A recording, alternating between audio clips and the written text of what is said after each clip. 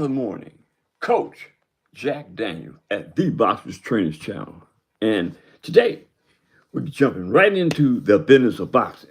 So, April 12th, John Boots Ennis versus Ennis Stanionis, right? That was an amazing fight. And for those that saw the fight, I'm quite sure that they would agree that that particular fight could easily be considered as the fight of the year. Thus far, we have a long ways to go before the end of the year completes. But in my highly educated boxing opinion, contrary to the fact that we had better fights than the one we had on the 12th between John Boots and Ennis Stanionis, right?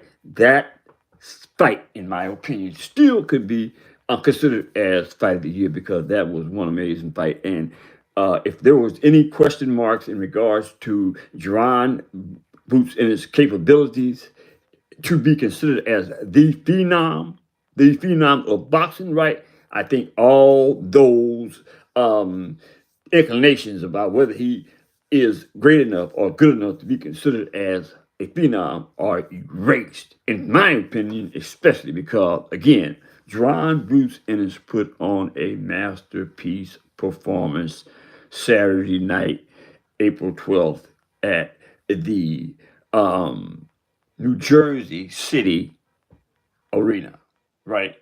In New Jersey City, I might add. So, but my point at this juncture is, where does John Boots Ennis go next, right? Does he go up to 154, or do he retains his position as the unified WBA and the IBF champ, coupled with the fact that he's also the Ring Magazine champ? So we want to include that because we don't want to leave Turkey Al-Sheikh out, right? I mean, why would we want to do that? Turkey Al-Sheikh is in the business of boxing, is in the business of putting on the big fight. So we have to include Turkey Al-Sheikh. So now, again, where does John Boots Ennis go from this juncture, right? Does he move up to 154, or does he clean out that division? And particularly speaking, that is what this particular podcast is about, right? You have three promising, I would say two promising, and one elite fighter. The elite fighter being John Boots Ennis, right? We also have the WBC welterweight champion of the world, which would be Mario Barrios. And we also have the WBO welterweight champion of the world, which we are talking about Brian Norman Jr. Right? Now, after that performance Saturday night between John Boots Ennis and Ennis Stanionis, right? I want to say, first of all, I have to be correct in my delivery to y'all, right? That at first, before I saw that fight, there was question marks, you know what I'm saying, in my thought process in regards to John Boots Ennis' capabilities, whether he was a phenom or not, right? Again, those positions, those thoughts are gone, totally erased, right? Because of the master performance, again, that John Boots Ennis gave us Saturday night, right? I mean, the old term that we used to use was out of sight. That performance, I'm telling you, was out of sight, right? I mean, I will have to say, in all fairness to John Boots Ennis, right, he still has to put in more work to be considered. First of all, shout out to Bruce Gas, Jazz, and more. What's up, brother? So, I will say that John Boots Ennis takes too many heavy shots to the head. Heavy shots, period, for a masterclass boxer, a phenom, right? And he needs work on that, right? And I'm quite sure that once they go back to the drawing board, especially given the fact that the last fight, John Boots Ennis took a lot of punishment also, right? And the fight before that. So here's the deal. At the end of the day or night, in my opinion, John Boots Ennis needs to work on that part of his defense, right? I don't know if he wants to work the high guard, you know what I'm saying, stay a distance away from the hard punches, or I don't know, right? But I think that there is a solution to that particular problem, because at the end of the day, you do not want to continue to take hard punches, especially to the head. You know what I mean? Because I've seen boxers that were phenomenal in the ring, right? But as they grew older and sustained a lot of heavy punches, right? It just wasn't good. It just looked horrible, right? And I would hate to see that happen to Jerron Bruce Ennis. Now, I will say this. He took those shots well, which would indicate to me that he has worked on his upper neck muscles, right? You know what I mean? If you work on your upper neck muscles, upper neck muscles that contain the impact of the punch, right? You're all right. But I don't know how long that will last before the trauma associated with those pumps starts to materialize. I don't know, right? Because these scientific issues haven't been relative to the scientists, right? There's nothing in the database that indicates that there is scientific proof that those shots to the head eventually materialize. So I think that's one of the things that the boxing world, especially those who are directly associated with the physicality of the boxer's best interest, should make that a primary issue, to consider doing some research on the impacts of those hard sustaining punches. Anyway, back to boxing, man. Look, the point that I want to make today is you got three champions. Well, you could have four, but you have three, because Jerron Bruce Ennis is the unified champ, right? In the sense that he has two of the belts. Mario Barrios has the WBC, and again, Brian Norman Jr. has the WBO, right? Now, my point that I'm trying to make mention of is the fact that Brian Norman consistently says that he wants all the smoke, especially from Jerron Bruce Ennis. Brian Norman Jr. has went on the record and said that he will knock Boots out. He will knock him out, right? Now, I want to say, for the record, that I have nothing against Brian Norman Jr., right? In fact, I actually believe that he could be my kinfolks. Brian Norman Jr. is a Norman. My mother was a Norman. May she rest in peace, right? And I don't know. I've tried to make contact with the Normans to try to get some questions in regard to that issue, but I've been unsuccessful in that regard, right? So my point I'm trying to make is I'm not being particular in regards to my personal feelings, given the fact that he might be a relative or not, that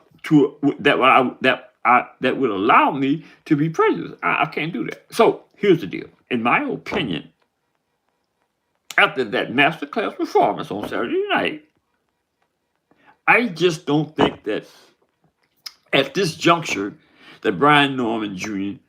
stands a snowball chance in hell of beating Brian Norman Jr. I just don't think it's going to happen, right? I just don't think that Brian Norman Jr. has enough skills to go in the ring with Jerron Bruce Ennis.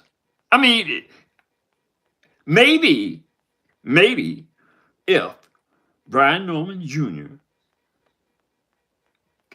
comes across, not saying that his father isn't a good trainer, but when you have as many wins as Brian Norman Jr. has, right? I think it's 28.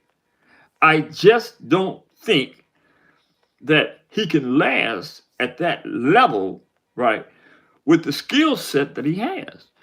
He is not, to me, aggressive enough when it comes to being in a position to fight somebody like Jerron Bruce Ennis. I just don't think he's going to be able to survive that attack, because you have two different types of fighters.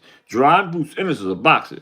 It appears to me that Brian Norman Jr. is a fighter, right? And the two gonna clash. I think someday they're gonna clash, right? But the thing is Does Brian Norman Jr. have the skill set necessary to produce a good outing with a person like the Phenom, John Ennis? I don't think so. And you have the WBC welterweight champion of the world, Mario Barrios. In Mario Barrios' last outing, he won by decision, split decision. Actually, it was a draw, right? So automatically, Mario Barrios wins based on the fact that he's the champion, and he did. But here's the deal: he took a lot of punishment in that fight, right? And I just don't think that Mario Barrios stands a snowball chance in hell of beating Jerron Ennis. So what do we have here?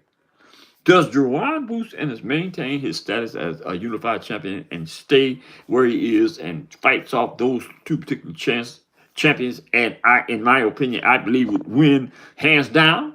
Or does he go up to 154?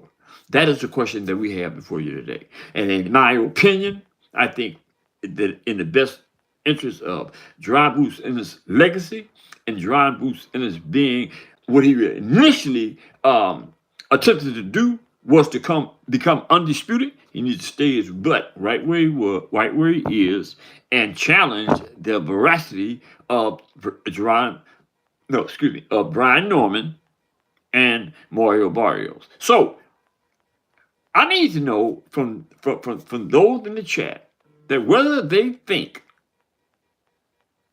Jerron Ennis could be undisputed at the 154 division going up against Brian Norman Jr. or Mario Barrios. Again, in my opinion, I think that he cleans out both of those guys easily. Unless both of them needs work, Mario Barrios and Brian Norman Jr., in order to make a good outing against Jerron Ennis. Jerron Ennis, I'm telling you, he's amazing. He is A-class boxer. You know what I mean? I have said this numerous times before, that there's a distinction between boxing and fighting, right? A boxer is the type that takes punishment. A fighter is the hit and don't get hit. No, excuse me. A boxer is the hit and not get hit. That's what I was. I was a boxer, right? Float like a butterfly, sting like a bee. You know what I'm saying? Hey, you know what I'm saying? Hit me. Or try to hit me. Anyway, I think that Jerron Ennis is a boxing type, and the cats that he's pursuing are pursuing him because he's unified champ, right? Don't stand a chance to whoop Jerron Ennis. A lot of them cats out there, man. I want to call out Jerron Ennis. You know what I'm saying?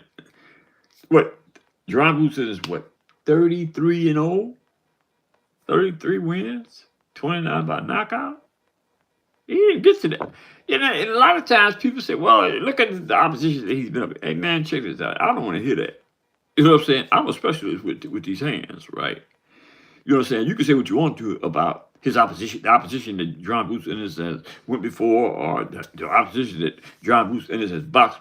You know what I'm saying? I don't want to hear that. You know what I'm saying? Because I know that this dude is good with his hands, is good with his movement, and is powerful. You know what I'm saying?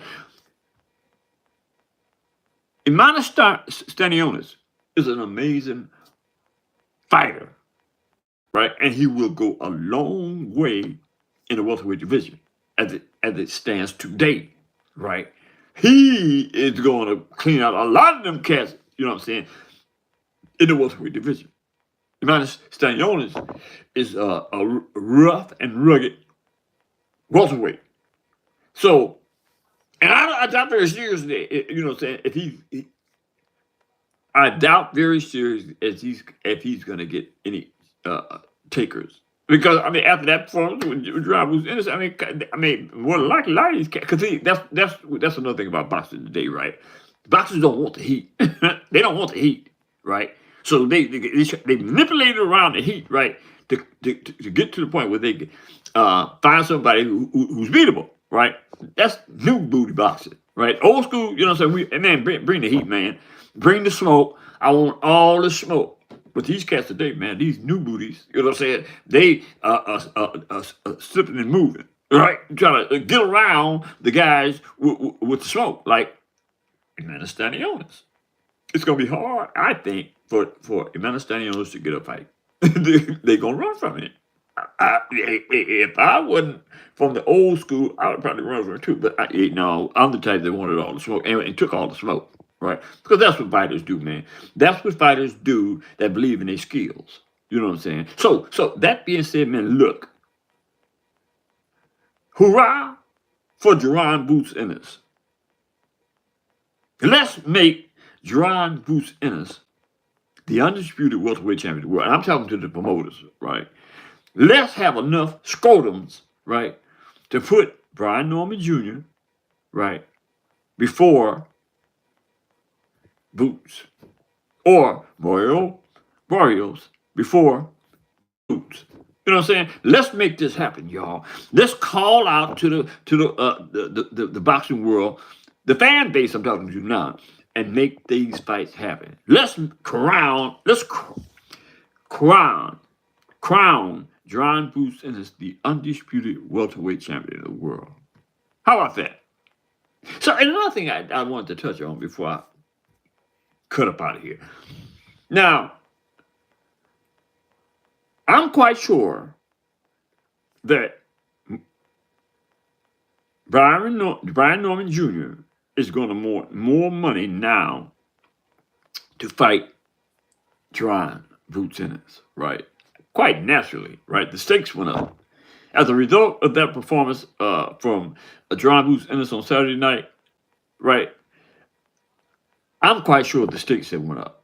Same thing applies to Mario Barrios. The money is going up. Now, here's the deal, though. Who's first?